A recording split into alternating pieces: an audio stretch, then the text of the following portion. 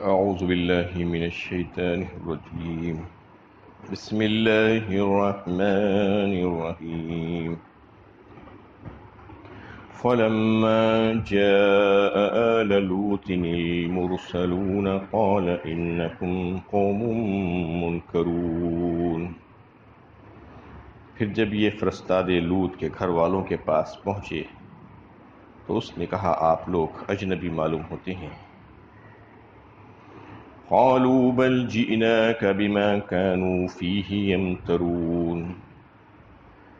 انہوں نے کہا نہیں بلکہ ہم لوگ آپ کے پاس وہی چیز لے کر آئے ہیں جس کے بارے میں یہ لوگ شک کر رہے تھے. وَأَتَيْنَاكَ بِالْحَقِّ وَإِنَّا لَصَادِقُونَ. ہم آپ کے پاس حق لے کر آئے ہیں اور ہم اپنے بیان میں بالکل سچے ہیں. یہ سورہ ہجر کی 61 نمبر سے لے کر 64 نمبر کی آیتیں ہیں، 4 آیتیں ہیں. حضرت لوط علیہ السلام کی قوم کا تذکرہ چل رہا تھا کہ کس قدر بدفعلی اور فطرت کے خلاف عمل میں وہ لوگ ملوث تھے. فرشتے ان کی بستی کی طرف آئے اللہ کے حکم سے عذاب کے لیے. حضرت لوط علیہ السلام کے پاس پہنچے تو حضرت لوط علیہ السلام انہیں پہچان نہیں پائے کیونکہ فرشتے انسانی شکل میں آئے تھے اور خوبرو لڑکوں کی شکل میں آئے تھے. یہ اس لیے بھیجا گیا تھا کہ وہ قوم عورتوں کو چھوڑ کر لڑکوں سے اپنی خواہش پوری کرنا چاہتی تھی، تو اللہ تعالیٰ ان کو اسی کے ذریعے سے عذاب دینے کا فیصلہ کر لیا تھا. اس لیے لوط علیہ السلام نے محسوس کیا کہ یہ اجنبی لوگ ہیں جو کسی دوسرے علاقے سے آئے ہیں اور میرے گھر مہمان رہنا چاہتے ہیں. کیونکہ قوم کی آزمائش مطلوب تھی، اس لیے اللہ تعالیٰ نے ان فرشتوں کو اس شکل میں بھیجا تھا. اور اس مصلحت کے پیش نظر فرشتوں نے ابتدا میں اپنا فرشتہ ہونا لوط پر ظاہر نہیں کیا.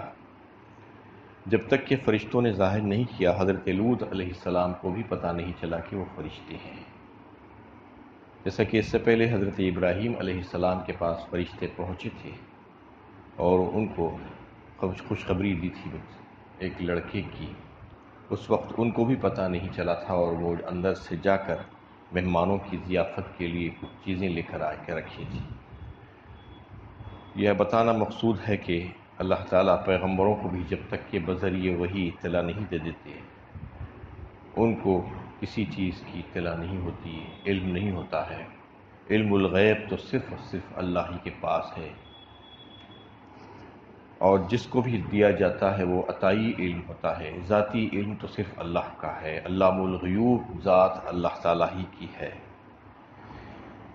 لہذا جب فرشتوں نے ان کے اوپر ظاہر کیا اس مناسبت سے موقع کی تو لوط علیہ السلام کو پتہ چلا کہ یہ فرشتے ہیں، اور انہوں نے یہ بھی کہا کہ اللہ تعالیٰ کی طرف سے ہم عذاب لے کر آئے ہیں جس کے آنے کے بارے میں یہ لوگ شک کر رہے تھے. یہ بات فرشتوں نے لوط علیہ السلام کو اس وقت بتائی جب شہر کے لوگوں نے ان کے گھر کو گھیر لیا تھا.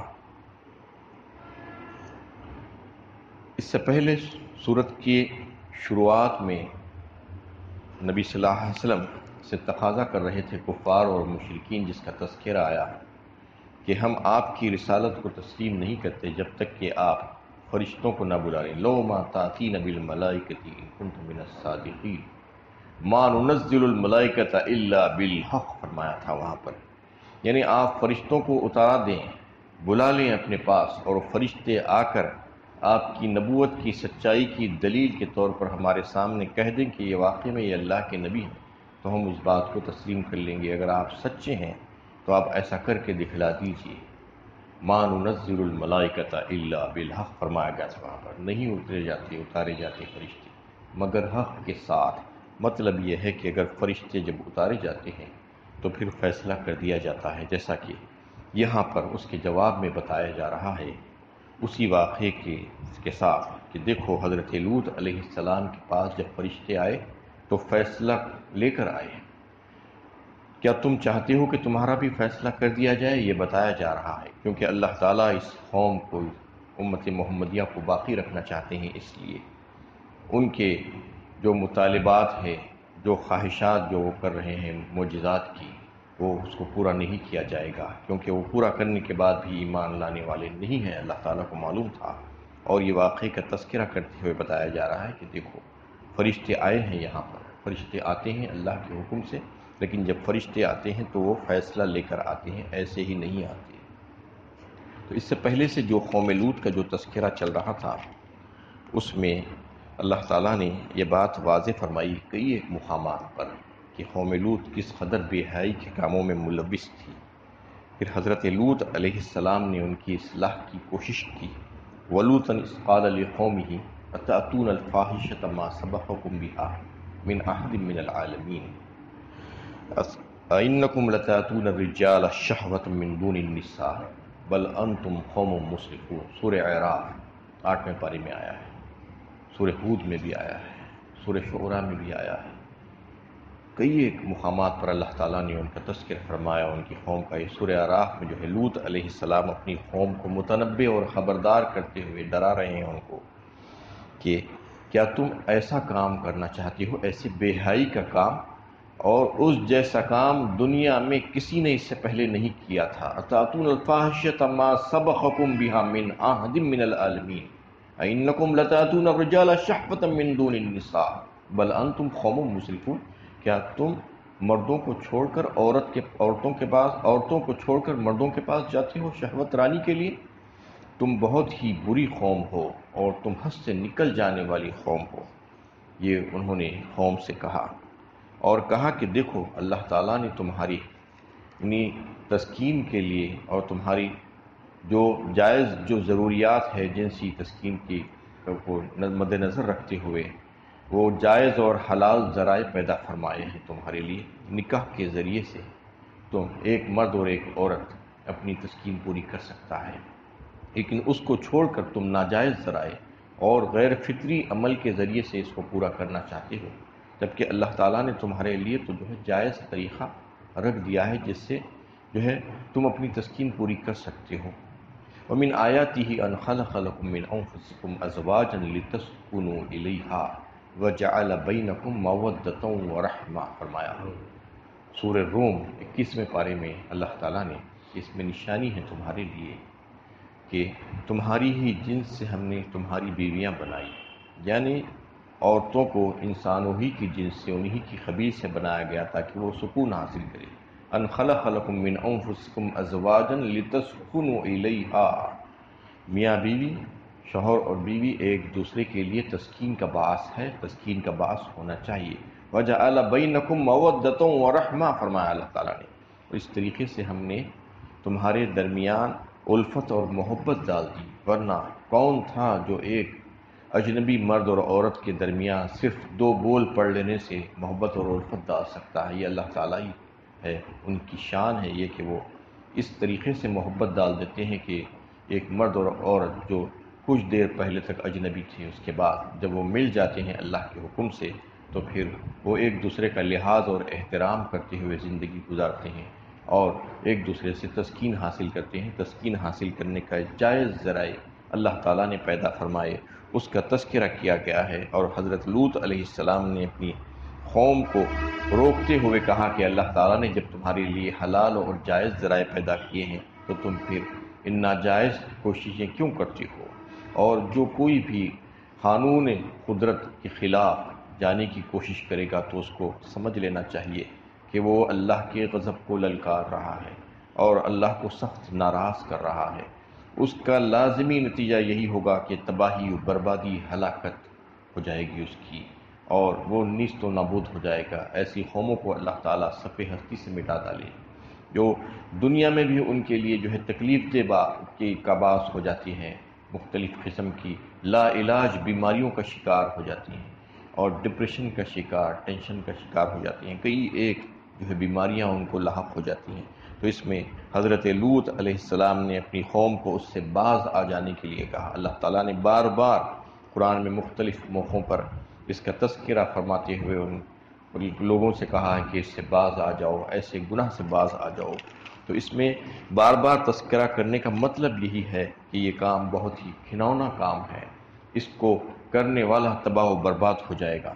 اِلَّا امْرَأَتَهُ قَدَّرْنَا إِنَّهَا لَمِنَ الْغَابِرِينَ، اس سے پہلے ایک آیت میں کہ قوم لوط پر جو عذاب آیا تو حضرت لوط علیہ السلام کے گھر والوں کو بچا لیا گیا سوائے ان کی بیوی کے، جو ہم نے ٹھہرا دیا ہے ان کے لیے کہ وہ پیچھے رہ جانے والوں میں سے ہوگی۔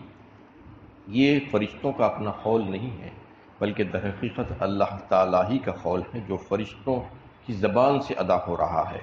چنانچہ سورہ نمل میں جو ہے اللہ تعالیٰ نے اسی بات کو جو واضح فرمایا کہ فَأَنْجَيْنَاهُ وَأَهْلَهُ إِلَّا امْرَأَتَهُ قَدَّرْنَاهَا مِنَ الْغَابِرِينَ، ہم نے اس کو اور اس کے گھر والوں کو بچایا سوائے اس کی بیوی کے کہ ہم نے ٹھہرا دیا تھا کہ وہ پیچھے رہ جانے والوں میں سے ہوگی۔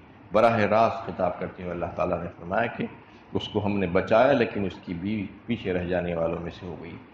یہ اس کی بیوی کا، حضرت لوط علیہ السلام کی زوجہ کا جو تذکرہ بار بار جو ہے قرآن میں، اس کا بھی تذکرہ آتا ہے۔ یہاں پر بھی یہ بتانا چاہتے ہیں اللہ تعالیٰ کہ بیوی اصل میں گھر والی کہلاتی ہے، انسان کی قریبی رشتہ دار، قریب ترین رشتہ دار جس کے لیے انسان سب کچھ کرتا ہے۔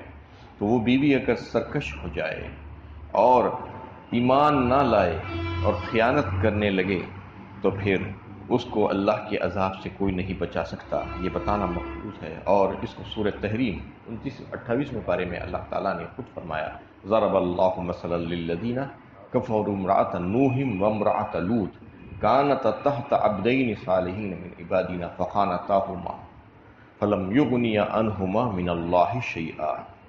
یعنی ایک مثال پیش کی گئی کفار کے لیے کہ حضرت نوح علیہ السلام کی بیوی اور حضرت لوط علیہ السلام کی بیویوں، دونوں بیویوں کا تذکرہ کر دیا گیا کہ وہ ہمارے صالح اور شائستہ بندوں کے گھرانوں میں تھی فرمایا گیا، کیونکہ انبیاء علیہ السلام سب سے زیادہ بہترین انسان ہوتے ہیں ساری قوم میں، ان کی بیویاں تھیں وہ، اور دونوں نے جب خیانت کی، بات نہیں مانی، شوہروں کے اوپر ایمان نہیں لائے اور دشمنوں کے ساتھ مل گئی اور ان کا ساتھ دیتی رہی، تو اللہ تعالیٰ کا جب عذاب آیا اور قیامت میں جو ہے یہ کیفیت ہوگی ان کی، بتایا گیا کہ ان سے کہا جائے گا کہ جہنم میں داخل ہو جاؤ، جہنم میں داخل ہونے والوں کے ساتھ۔ تو کوئی پیغمبر اور نبی بھی اپنی بیوی کو بھی نہیں بچا سکتا اگر وہ اللہ کے عذاب میں گھر جائے۔ تو یہ بتانا ہے کہ کوئی یہ نہ سمجھے کہ ہم بچ جائیں گے، ہم کو فلاں بچا لے گا، فلاں بچا لے گا، ہماری نسبت فلاں کے ساتھ ہے، نبی کے ساتھ نسبت ہے، نبی کی بیوی ہے، کتنی قریب ترین رشتہ دار ہے، لیکن اس کے باوجود اللہ تعالیٰ اس میں اس کا بھی تذکرہ کر رہے ہیں کہ چاہے کتنی قریبی رشتہ داری کیوں نہ ہو، اگر خیانت ہوگی، بے ایمانی ہوگی، بدعملی ہوگی تو کوئی نہیں بچا سکے گا، نبی بھی نہیں بچا سکیں گے، وہ اس پر جو ہے قدرت نہیں رکھتے۔ تو اس میں ان کی بیوی کا تذکرہ بار بار آ رہا ہے، إِلَّا امْرَأَتَهُ قَدَّرْنَا إِنَّهَا لَمِنَ الْغَابِرِينَ کہہ کر۔ حضرت لوط علیہ السلام کے پاس جب فرشتے پہنچے اور کہہ دیا کہ ہم ان کو وہ چیز دکھانے آئے ہیں جس کے بارے میں وہ شک کرتے ہیں، فَأَسْرِ بِأَهْلِكَ بِقِطْعٍ مِّنَ اللَّيْلِ وَاتَّبِعْ أَدْبَارَهُمْ وَلَا يَلْتَفِتْ مِنْكُمْ أَحَدٌ وَامْضُوا حَيْثُ تُؤْمَرُونَ۔ لہٰذا آپ کچھ رات رہے اپنے گھر والوں کو لے کر نکل جائیں اور آپ ان کے پیچھے پیچھے چلیں اور تم میں سے کوئی پیچھے مڑ کر بھی نہ دیکھے گا، اور چلے جاؤ جدھر جانے کا تمہیں حکم دیا گیا ہے۔ وَقَضَيْنَا إِلَيْهِ ذَلِكَ الْأَمْرَ أَنَّ دَابِرَ هَؤُلَاءِ مَقْطُوعٌ مُصْبِحِينَ، اور ہم نے اس فیصلے سے اس کو باخبر کیا کہ صبح ہوتے ہی ان لوگوں کی جڑ کاٹ ڈالی جائے گی، ان کے اوپر عذاب آنا لازمی تھا، اس کا فیصلہ ہو چکا تھا، اور اللہ تعالیٰ کی طرف سے وہ فرشتے عذاب لے کر آئے جس کے بارے میں لوگ شک کر رہے تھے، اور حکم دیا گیا حضرت لوط علیہ السلام کو کہ آپ ان کے پیچھے پیچھے چلنا، اور جو ایمان والے جو بندے ہیں آپ کے گھرانے کے ان کو آگے رکھنا، پیچھے سے ان کی نگرانی کرنا کہ کوئی شخص پیچھے سے اپنے گھر کی طرف لوٹنے نہ پائے، اور ورنہ پیچھے مڑ کر نہ دیکھے، نیز اس میں اہل ایمان کے لیے اطاعت اور فرمانبرداری اور توکل کا امتحان تھا کہ وہ اپنے پیغمبر کو اپنے سامنے نہیں بلکہ پیچھے آتے ہوئے بھی دیکھتے ہیں تو بھی راہ پر چلتے ہیں، پیچھے نہیں ہٹتے۔ یعنی آگے چل رہا ہے اس کے پیچھے چلنا تو آسان ہے کوئی شخص کو، لیکن کوئی آگے نہیں چل رہا ہے اس کو آگے چلنے کے لیے کہا جا رہا ہے تو اس پر چلنا ذرا مشکل ہوتا ہے۔ انہیں جو حکم دیا گیا تھا کہ حضرت لوط علیہ السلام پیچھے رہے اور کوئی پیچھے مڑ کر نہ دیکھے کیونکہ پیچھے عذاب ہے، اور عذاب کو دیکھنے سے منع کر دیا گیا اور کہہ دیا گیا کہ اب ان کی جڑ کاٹ ڈالی جائے گی، اس کا فیصلہ ہو گیا ہے اور صبح ہوتے ہوتے یہ عذاب ان کے اوپر آ جائے گا۔ اللہ تعالیٰ سے دعا ہے کہ اللہ تعالیٰ ہمیں صحیح علم و عمل کی توفیق عطا فرمائے اور ایسے گھنونے کام، بے حیائی کے کاموں سے ہم سب کو بچائے رکھے اور ہم کو اپنے عذاب سے بچائے رکھے اور ہم کو جنت عطا فرمائے۔ وآخر دعوانا الحمدللہ رب العالمین۔